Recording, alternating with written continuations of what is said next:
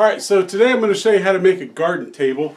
This is a blank round piece that we bought at Lowe's.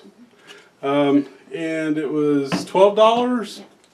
So $12 at Lowe's, and it is 18 inches across. Okay, and it is right at 1 inch thick. And we've got some wood screws that are 3/4 of an inch thick.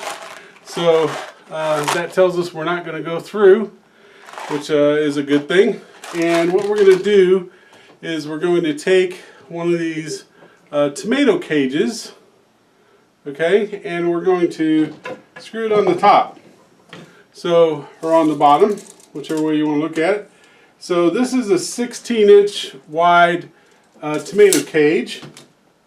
And then the last thing we're going to need is some of the strapping wire. So this is just a flat piece of strapping that you can get at any hardware store. And we're going to cut these such that we've got a hole in the middle and 2 holes on either side. And that's going to be big enough to where we can then put this over the top, or over the tomato cage, and screw onto the wooden thing. And we'll show you that here up close. Alright, which one of these do you want as the top? Let's see.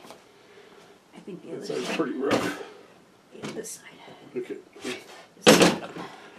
The other thing that we've done is we've painted these so that they hold up in the weather a little bit better. You could put several coats of paint on these, varnish them, do whatever you want to with them.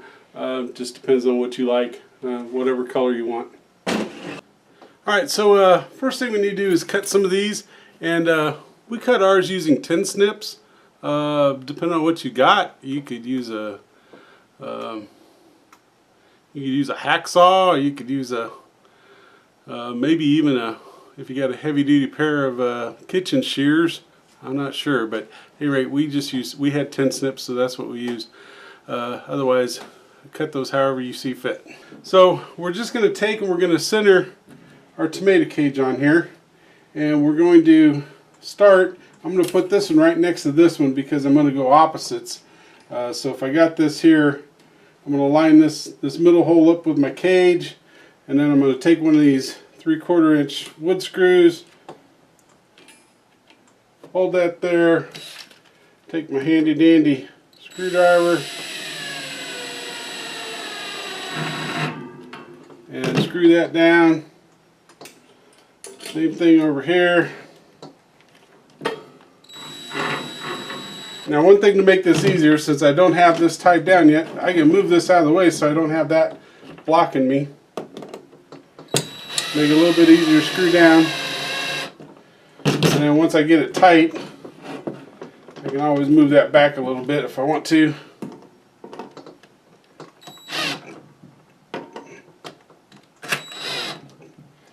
Alright, so now I'm just going to turn around and put one opposite.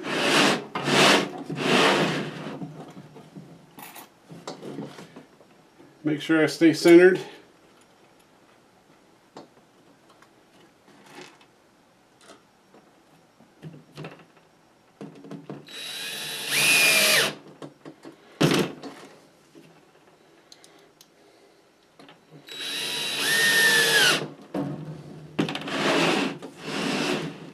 And then I'm going to put some at 90 degrees. And then I'll have some to put across this way. You're going to need one more, huh? Okay.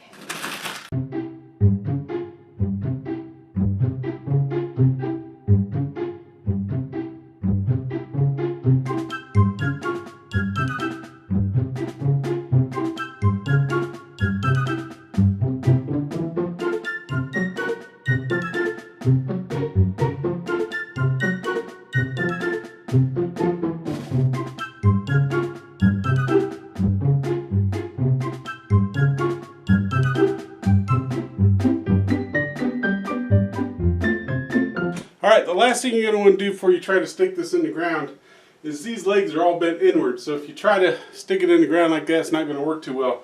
You want to bend these to where they're all kind of pointing up straight so that they'll go in the ground nice and even. Then you're ready to just find a place after the rain works great since the ground's kind of wet. Find a place where you want this and push it into the ground.